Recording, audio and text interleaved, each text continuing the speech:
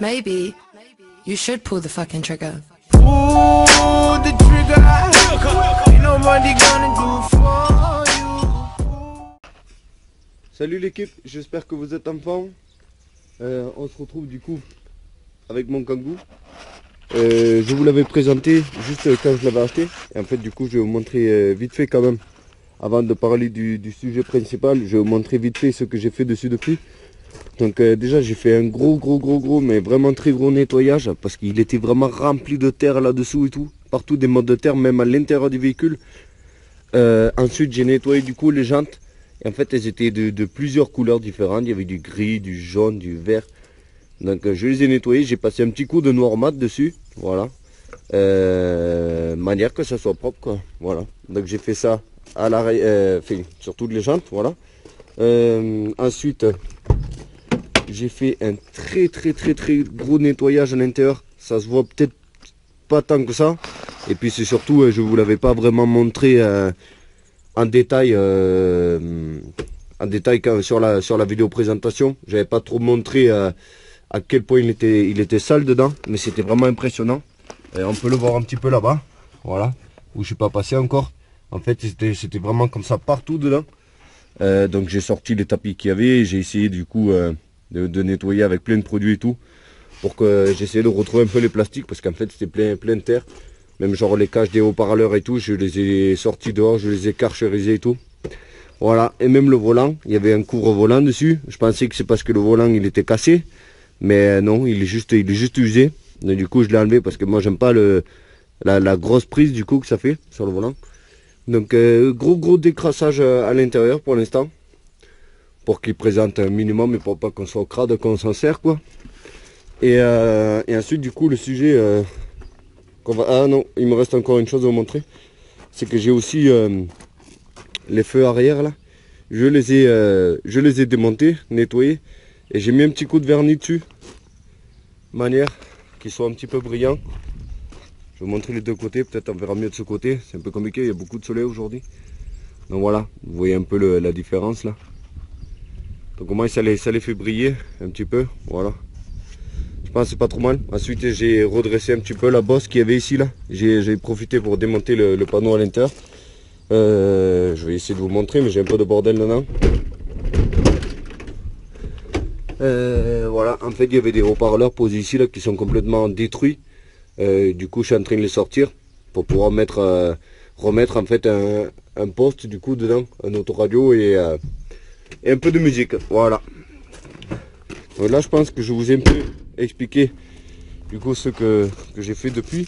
Et en fait ce qu'on va faire aujourd'hui, c'est qu'on va rénover les plastiques. Donc si vous voyez le pare-choc ici là, comment il est fané, en fait si on le gratte, ça s'en va un petit peu.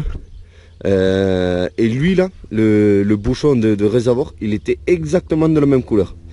Et eux c'est pareil, j'ai déjà commencé sur les baguettes de porte. Donc mais bon, c'est vraiment là ici là, c'est vraiment flagrant quoi la différence. Et c'est voilà, c'est ce qu'on va faire. Je vais essayer de rénover les pare-chocs parce que comme vous pouvez voir à l'arrière, c'est vraiment pas beau. C'est tout fané comme ça et ça arrive sur à peu près tous les véhicules. Donc en plus c'est gratuit de le faire. Donc voilà. Donc je pense que je vais essayer de caler la GoPro sur la tête. Comme ça je vais vous montrer vite fait le procédé. Et après je vous montrerai le résultat final après. Voilà. Donc voilà, ce qu'on va faire c'est vraiment très simple. Il vous faut juste un décapeur thermique comme celui-là, ça coûte je crois une vingtaine d'euros, hein, c'est vraiment pas cher. Vous avez besoin d'aucun produit, il faut juste bien nettoyer le pare-choc. Moi j'ai fait ce que j'ai pu, j'ai déjà passé le Karcher vraiment très proche, ce qui a enlevé vraiment pas mal de crasse. Et en fait ce qu'on va faire c'est qu'on va refaire fondre le plastique. Dit grossièrement, il ne faut pas non plus le déformer. Mais de toute façon vous le verrez, dès que ça reprend sa couleur, ben, vous arrêtez d'insister à ce niveau là, à cet endroit précis. Et du coup il va reprendre sa couleur tout simplement. Et ce qui est sympa c'est que c'est gratuit quoi, pas besoin d'utiliser 400 000 produits qui coûtent une petite fortune. Et voilà, donc il faut juste faire gaffe du coup quand on est proche de la carrosserie comme là par exemple, de pas non plus faire cloquer la peinture.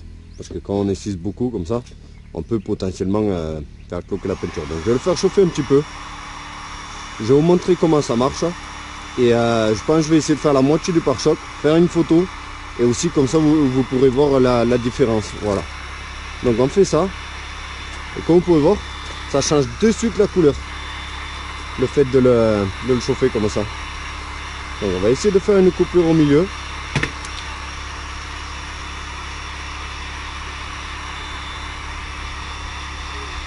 Donc c'est hyper simple comme procédé.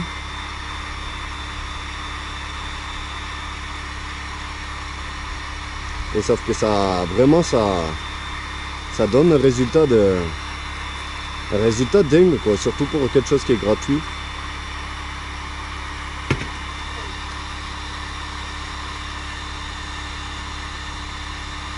On voit souvent des vidéos où les mecs ils disent de mettre de l'huile de vidange et tout pour le refaire briller. Moi je vous le déconseille clairement. Parce que l'huile de vidange, enfin l'huile tout court, ça va attirer la poussière et la merde. Et ça va pas durer, hein, coup de Karcher, et vous allez en mettre partout à côté, en l'étalant. Donc voilà, j'ai fait un petit morceau là. Vous allez voir, même une fois que ça sèche, ça garde une couleur relativement noire. Et là on est vraiment dans de l'extrême, hein. Comme vous pouvez voir l'état des pare-chocs, ils sont extrêmement en mauvais état. Là en temps normal, je pense que la plupart des gens ils ne se seraient pas emmerdés, ils les auraient simplement remplacés. Voilà. Donc je vais continuer, je vais faire tout un côté et après je vous montre. Voilà. Donc voilà, comme je vous ai expliqué, là j'ai fini le côté droit, comme vous pouvez voir. Bien sûr ça n'enlève pas les saletés, hein. Ça c'était à moi de nettoyer davantage. Mais par contre ça redonne la couleur initiale au pare-choc.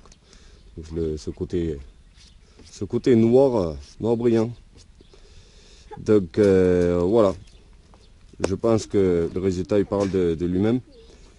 Je vais essayer de finir toute la voiture. Là il fait très chaud aujourd'hui.